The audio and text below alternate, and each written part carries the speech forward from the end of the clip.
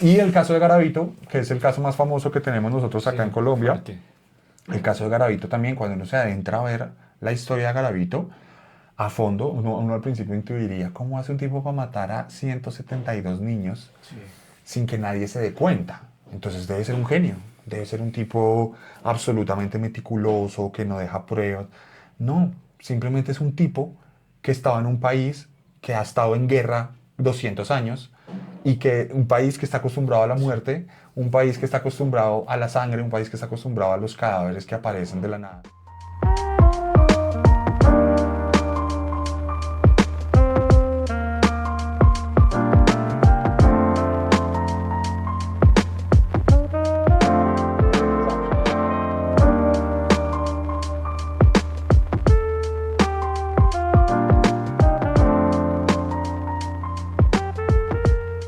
Visajeando por el lado de la Universidad Nacional. Estamos en un estudio que no, me da como pánico a veces, papi. Porque esto serialmente, mejor dicho, me da terror, huevón. Aparte esa psicología del color, toda la cosa ahí como lo lúgubre. Estamos entrando a un ejercicio interesante con un invitado Es poderoso. especialísimo. Estamos con Sebastián Camelo, con un gran escritor, además de eso, con alguien que le ha seguido la pista a esta gente asesina, a esta gente que la cabeza, como lo que usted dice, los destechados, papito, Sí. sí, los des... Un día se fritaron y Exacto. Cevitas, qué gusto tenerte aquí. Ah, muchas gracias, encantado yo de tenerlos aquí en el estudio donde se hace serialmente. Me encanta recibirlos y bueno, gracias por invitarme al programa y bueno, vamos a pasarla bueno a ver qué pasa. genial, Sebas. ¿Cómo nace esa fascinación por el asesino que yo creo que empieza por ahí y va desencadenando en esa categoría del asesino serial, que es obviamente muy distinto a otro tipo de asesinos, digamos, categorizados en otras dinámicas? Uno siempre se imagina al asesino así como de cierta forma, entonces hay dos tipos de imaginación que tenemos alrededor de los asesinos, o el man así oscuro en la cueva que tiene fijaciones y que llega a la casa y come carne humana y bueno, todo eso, que es el típico también asesino de slasher así loco, el del masacre en Texas, el de Jason, que es la fijación con su mamá y eso. Y tenemos el otro, que obviamente ya cada vez se hace más popular, que es el tipo que es perfectamente normal, que tiene su nombre de familia, y resulta que es un tipo súper asesino. Entonces en la vida real, el BTK, Dennis Rainer, el Happy Face Killer, fue gente que tiene así su vida como normal, aparentemente común y corriente, y en realidad tienen algo detrás súper oscuro. Entonces, realmente todo eso detrás son construcciones sociales que hay alrededor de las narraciones. Entonces, esos son los que nos interesan realmente. Entonces, realmente lo que estamos consumiendo es una historia que nos cuente el trauma, cómo el trauma lo convierte en el asesino, cómo el trauma... Sí, eso es lo que lo hace videoso, lo que lo hace visajoso, pero en la práctica, a medida que yo iba avanzando con el tema de los asesinos y por supuesto hablando con gente que sí sabe del tema, porque mi conocimiento es narrativo y divulgativo, Claro. siempre lo he dejado claro, o sea, yo no soy criminalista, no soy psicólogo forense, sí, respeto mucho a la gente que sí es eso, pero cuando me he entrevistado con estas personas o cuando he hablado y cuando he tocado el tema, en la práctica uno se pone a ver y el asesino en serie promedio es un tipo paila, es un tipo que quiere hacerle daño a las mujeres y pum, se vuelve asesino en serie, o que es un sicario y, bueno, esos son de pago, pero, o digamos que roba en la calle y por robar mata gente. Y ahí uno dice, bueno, ¿y qué cuento de este man?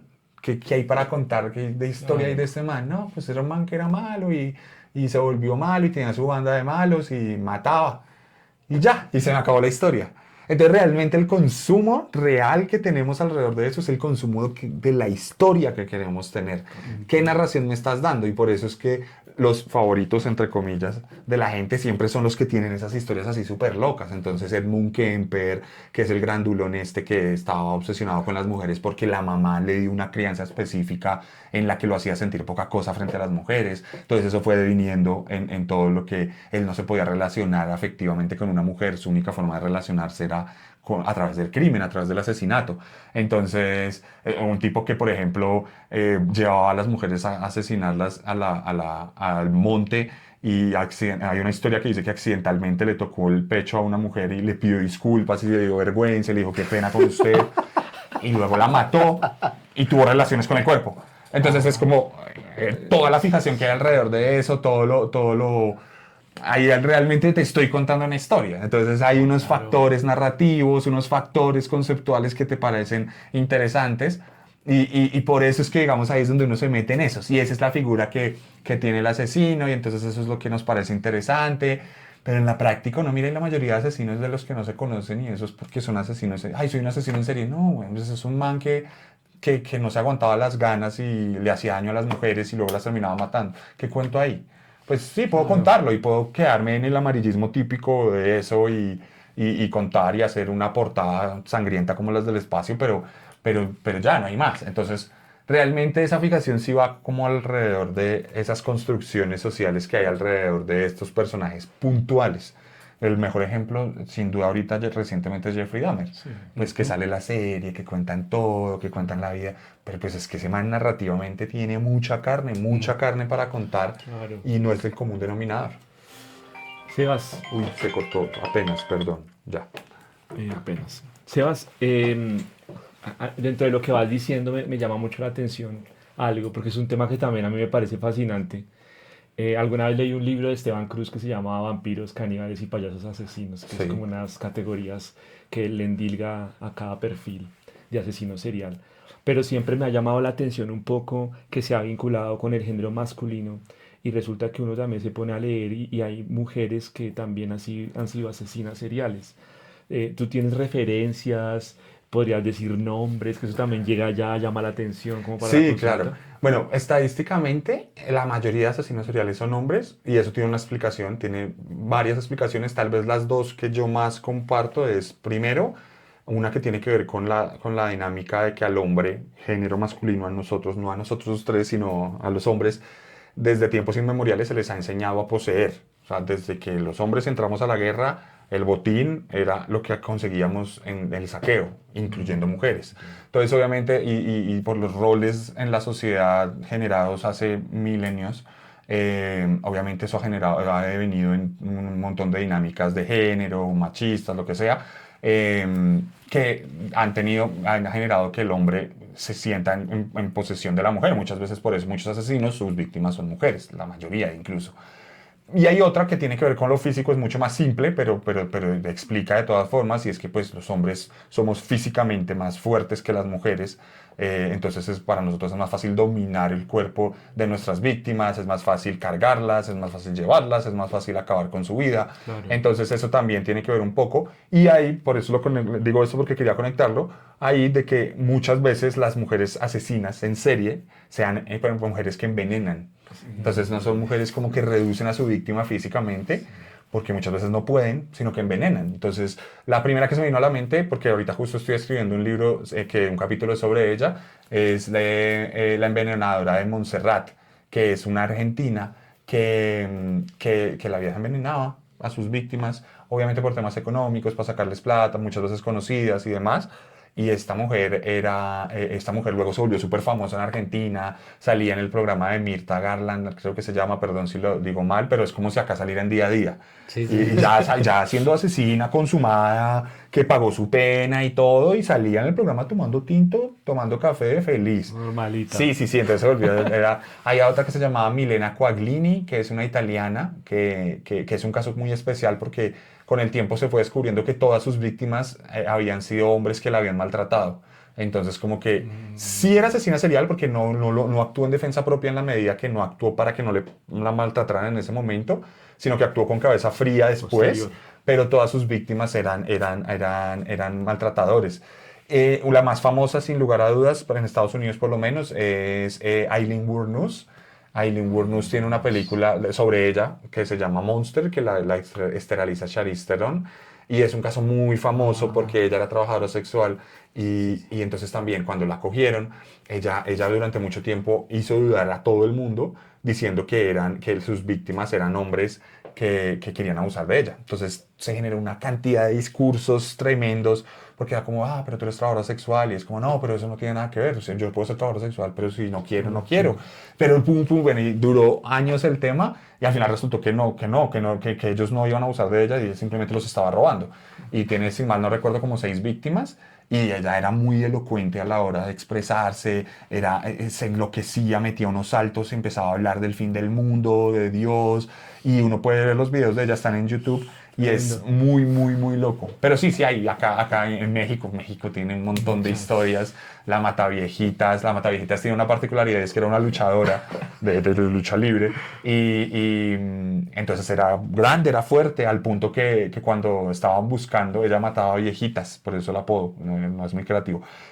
Pero entonces ella mataba viejitas porque estaba traumada con el trato que le dio su mamá, entonces en cada víctima veía a su mamá. Ah, Entonces ella acababa con la vida de viejitas, y cuando se empezó a investigar los crímenes en México, los testigos decían, todo indica que es un hombre vestido de enfermera.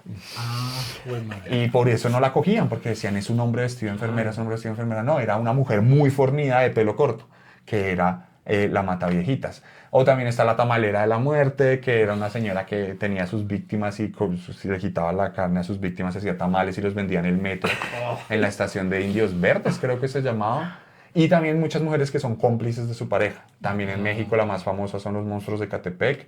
En Canadá, Carla Homolka y Paul Bernardo.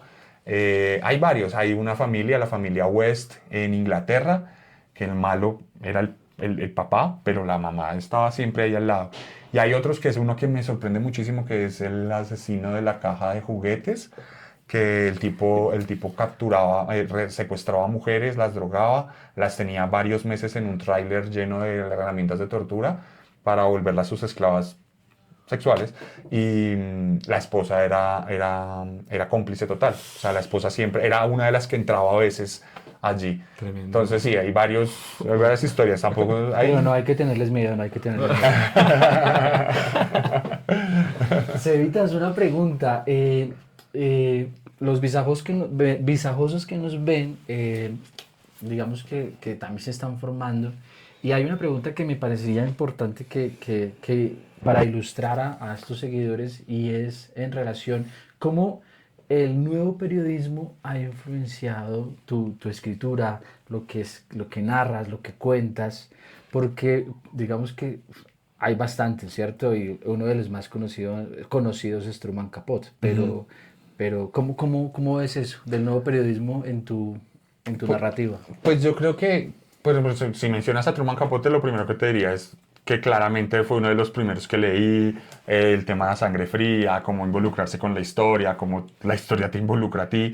En general, yo creo que el nuevo periodismo está ahí para que lo tomemos, para que lo leamos, y aunque nosotros no hagamos un ejercicio consciente de buscar referentes, los referentes están ahí y los vamos consumiendo. Entonces, en ese sentido, obviamente uno toma herramientas narrativas.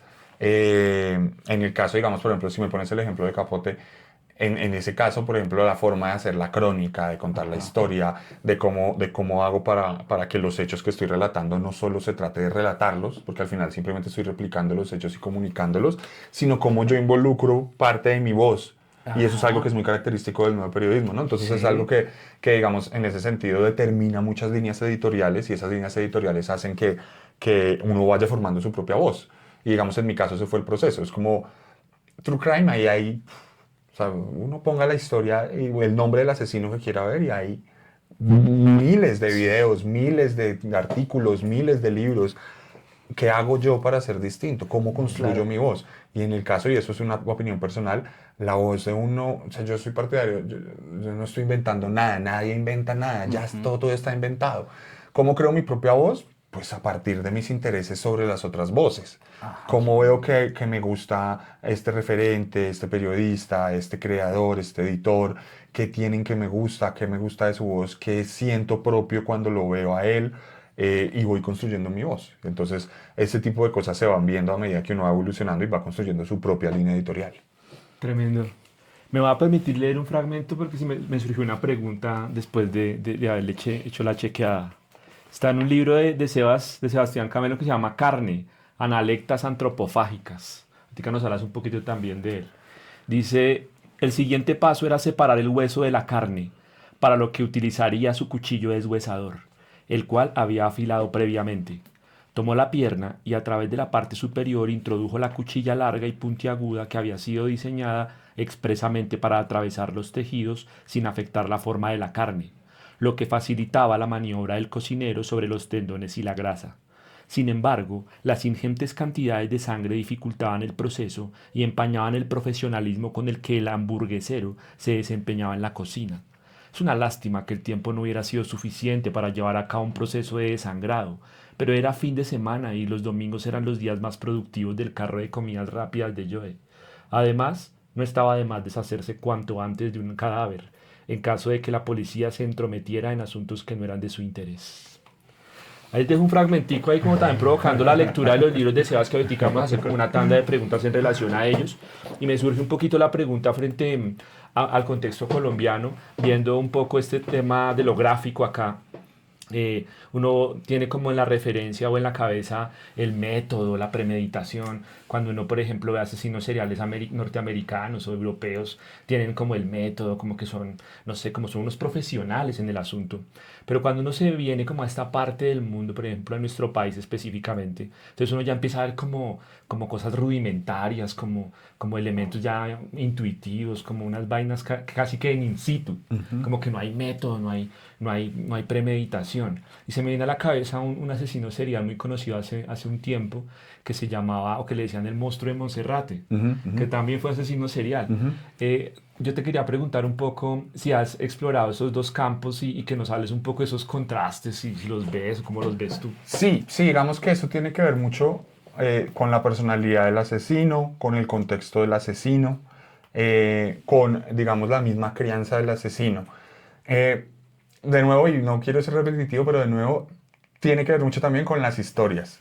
Entonces, siempre vemos cuál es el asesino. Hay dos asesinos seriales por antonomasia en la memoria colectiva de la cultura occidental. Obviamente, cultura occidental influenciada principalmente por Estados Unidos o por Gran Bretaña. Es normal, somos periferia. Entonces, la gente va a decirte Hannibal Lecter y te va a decir Norman Bates de Psycho. Entonces, ellos te generaron el estereotipo, por así decirlo, del asesino. Frío, calculador, inteligente, un asesino que calcula todo, que lo planea. Luego, obviamente, y ahí hago un mea culpa porque además es mi serie favorita, entonces está Dexter. Entonces Dexter es un forense y el tipo es súper meticuloso y tiene un código. Entonces, todos decimos, no, los asesinos en serie pues, son inteligentes, son tal, mira cómo hacen esto, cómo lo crean. Y en la práctica no, en la práctica hay unos que sí son así, por supuesto, pero digamos para poner ejemplos que son más conocidos comúnmente, pues Jeffrey Dahmer, no, ¿cómo hacía Jeffrey Dahmer para guardar a sus víctimas y que nadie supiera? Y luego vemos la historia a fondo y es que no es que a nadie le importaba, porque sus víctimas eran negros homosexuales, entonces a nadie le importaban en la sociedad. Entonces la policía lo veía a él y era como, ay, váyanse de acá, homosexuales.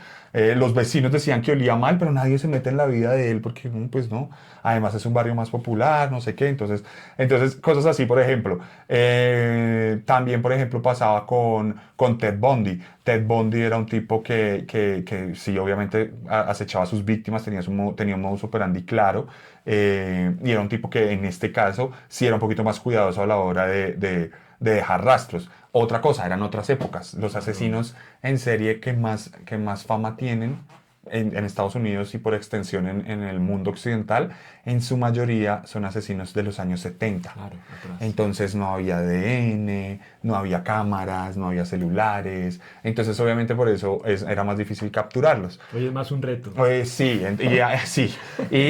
Y también son asesinos que, digamos, por ejemplo, también, por lo general, muchos, algo común, sus víctimas eran víctimas que estaban en estado de vulnerabilidad, como Gary Ridgway, el que es el asesino de Green River. Este tipo, sus víctimas, que se cree que fueron más de 100, aunque comprobadas fueron más de 30, sus víctimas eran trabajadoras sexuales. Entonces, son víctimas que para la policía, de hecho decía, yo no sé si eso sea verdad, pero lo vi justo ahorita en la precuela de Dexter, que en la precuela había una escena donde hablaban de víctimas no humanas, no human victim, algo así.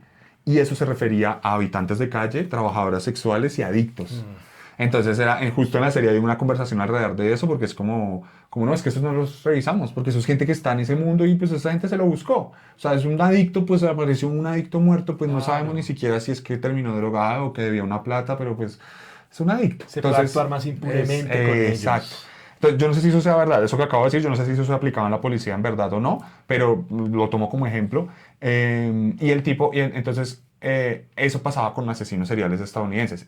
Pero la concepción general es como hace alguien para matar a 30 personas. Y vamos a Colombia, entonces vamos a Colombia también. Freddy Valencia, el asesino de Montserrat, el monstruo de Monserrate. ¿Cómo hizo este tipo para matar a 17 mujeres? Se cree que fueron más. ¿Cómo nadie se dio cuenta? Y después nadie se dio cuenta porque sus víctimas eran habitantes de calle como él. Total. Personas que se fueron de su casa hace 20 años, personas consumidas por el bazuco, personas que están todo completamente acabadas, personas que vemos en la calle y nos cambiamos de acera o miramos así de reojo, o le decimos, ay, no moleste, o le tiramos la moneda. Le hablo en posesivo no porque yo lo haga, sino porque la sociedad lo hace en general. Bueno, valga la aclaración. Pero entonces, Sí, entiendo. claro, hay 17 adictas al bazuco que aceptaron ir al cambuche de este tipo en los cerros de Monserrate, no tienen una familia que la reporte como desaparecida. Son erráticas, son personas que tienen comportamiento errático. Entonces, si un día desaparecen de una calle, nadie piensa que es que les pasó algo, sino, quién sabe por dónde agarró. Entonces, este tipo podía actuar de esa manera y obviamente ni siquiera, yo considero personalmente que en su caso en particular, ni siquiera se sentaba a procesar eso. No era un tipo que se sentara a procesar eso, era un tipo que de hecho por lo menos por su entrevista, su primera entrevista que le hicieron muy fuerte, que si no estoy mal fue Semana, no me acuerdo, o El Espectador, gran diferencia, pero uno de ellos dos, él lo entrevistó y el tipo decía algo y era como, bueno, ¿y usted por qué las mataba? Y él decía, porque se ponían groseras, porque subíamos al cambuche, yo les prometía una joya, comida, ropa, a cambio de unos minutos de placer. Y cuando subíamos, ellas me decían que no. Entonces se ponían groseras y entonces pues me tocaba. Y pues entonces el tipo ni se daba cuenta, pero estaba hablando de todo un discurso oiga, yo le voy a dar algo y usted me pertenece por eso. Entonces el tipo ni siquiera, yo estoy seguro que ni siquiera procesaba eso. Además porque cuando le hablaron de que empezaron a haber mitos alrededor de que el tipo tenía actos de necrofilia con ellas, el tipo sí se cambió totalmente su lenguaje corporal y se puso a la defensiva y dijo que no. Entonces, pues yo que no sé nada de eso, pues yo digo no, pues de pronto el hombre no, porque de verdad sí estaba calmado y apenas le tocaron ese tema se timbró. O puede alguien que sepa más que yo que diga no, por el contrario, sí, porque eso sí la vergüenza. Entonces puede que sí. Y el caso de Garavito, que es el caso más famoso que tenemos nosotros acá en Colombia, Fuerte. el caso de Garavito también, cuando uno se adentra a ver la historia de Garavito, a fondo, uno al principio intuiría cómo hace un tipo para matar a 172 niños sin que nadie se dé cuenta. Entonces debe ser un genio, debe ser un tipo absolutamente meticuloso, que no deja pruebas. No, simplemente es un tipo que estaba en un país que ha estado en guerra 200 años y que un país que está acostumbrado a la muerte, un país que está acostumbrado a la sangre, un país que está acostumbrado a los cadáveres que aparecen de la nada. Afortunadamente, y aunque sigue siendo presente, no tanto ahora como en los años 70, como en los años 80, como en los años 90, pero en el caso de Garavito uno se da cuenta que llega un punto donde el tipo es tan descuidado que al tipo lo agarran porque el tipo está matando a plena luz del día. O sea, el tipo ya no se... Fue en Villavicencio y el tipo ya no se limita, el niño grita y él cree que nadie lo va a agarrar porque lleva 20 años matando y nadie lo ha agarrado. Justamente lo captura, lo ayuda a capturar un habitante de calle que escucha lo que está pasando, que sigue el grito y que se da cuenta y ve el niño torturado. Entonces, en la práctica ya uno se pone a ver y Garavito no era una persona particularmente meticulosa y cuidadosa. Entonces, por eso digo que tiene que ver mucho el concepto, el contexto, mucho, digamos, la realidad del país. O sea, Garavito no hubiera podido ser tan prolífico en un país europeo, por ejemplo. O sea, no hubiera pasado de 10 víctimas en un país europeo, por ejemplo. Bueno, muchas gracias, Sebas. Qué entrevista tan interesante. A mí se me quedan temas por allá en el tintero, pero aquí nos hubiésemos quedado, por ejemplo, el asesino serial del fútbol, ¿no? Pero eso hablaremos en otro momento, ¿no? Y pues bueno, visajosos, espero que hayan disfrutado este programa. A visajear serialmente. Chao.